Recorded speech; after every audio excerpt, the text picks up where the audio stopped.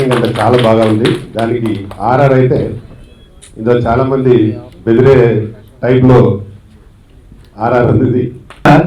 నేను కూడా ఆంధ్రప్రదేశ్లో థియేటర్ నిర్మించడానికి మనస్ఫూర్తిగా కృషి చేస్తానని హామీ ఇస్తూ కొత్త వాళ్ళతో తీస్తున్నారని తను ఫస్ట్ చెప్పినప్పుడు సరే కొత్త వాళ్ళు కదా, కొత్త వాళ్ళు కొత్తగా ఉంటుంది అనుకున్నాను.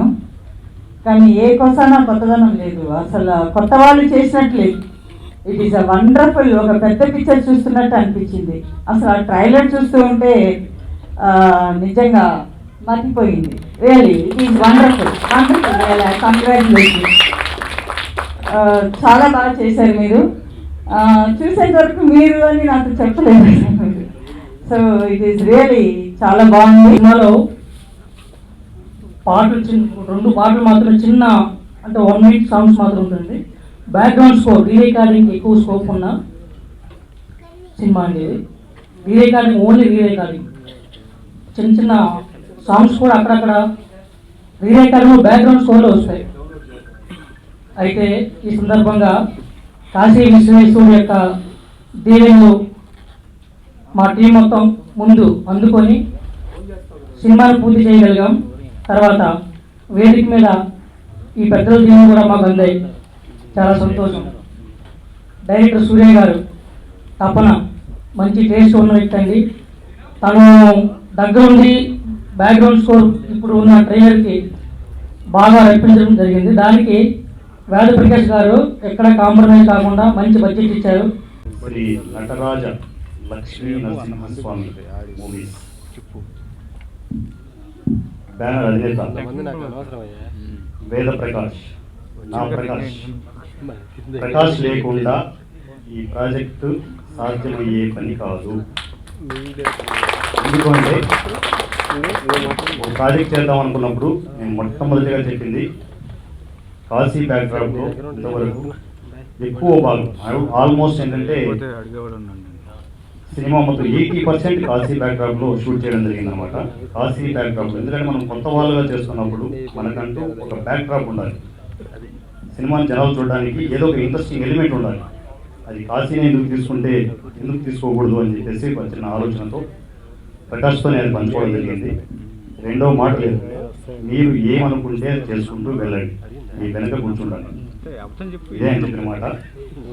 మొట్టమొదటి ఫ్రేమ్ నుంచి ఇప్పుడు ఈ స్టేజ్ వరకు అదే మాట మీద అదే ఊపులో కంటిన్యూగా ప్రాజెక్ట్ సక్సెస్ఫుల్గా ముందుకు తీసుకెళ్తున్నా నా ప్రకాష్కి కృతజ్ఞతలు మాత్రమే చెప్తే సరిపోదు. ఇదే వేదిక మీద, ఎందుకంటే ఇప్పుడు నేను జర్నీ ఇప్పుడే మొదలుపెట్టాను, ఇదే వేదిక మీద నా ప్రకాష్కి నేను ఇచ్చే మాట ఏంటంటే, నేను ఎంత ఎదిగినా కూడా మీరు సంతోషంగా ఉన్నప్పుడు నాకు ఫోన్లు చేయాల్సిన అవసరం లేదు. మీరు ఎప్పుడైనా కూడా పెయిన్లో ఉంటే సూర్య ఉన్నాడని మాత్రం మర్చిపోదు.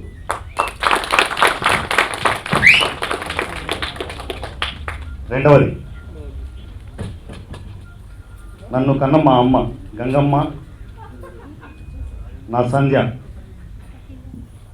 వీళ్ళిద్దరు లేకపోతే ఈ జర్నీ ఇంత సక్సెస్ఫుల్గా మొదలయ్యేది కాదు. నేను ఎప్పుడు కూడా అనుకోలేదు నేను ప్రొడ్యూసర్ అవుతానని చెప్పి. స్టార్టింగ్ నేను బేసికల్గా కొరియోగ్రాఫర్ అండి. నేను డ్యాన్స్ స్టార్ట్ అయ్యి తర్వాత ఆర్టిస్ట్గా ఎదుగుదామని చెప్పి ఇండస్ట్రీలోకి వచ్చాను. ఆర్టిస్ట్గా కూడా ఎదగలేక దాని తర్వాత ప్రొడ్యూసర్ సెటిల్ అయిపోయాను.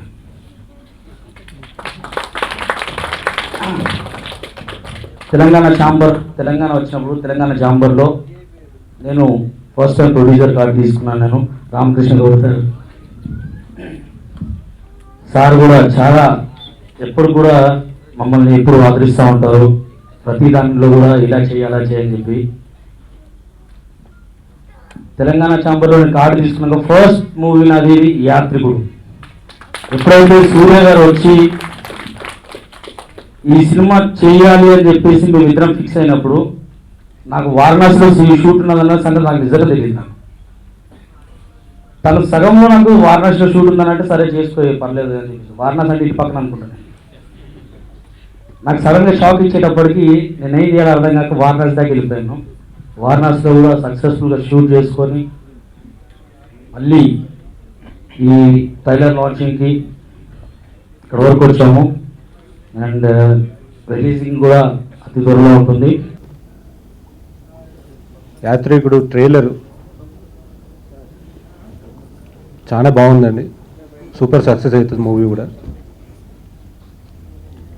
అట్లనే మన యూనిట్ సభ్యులకు అందరికీ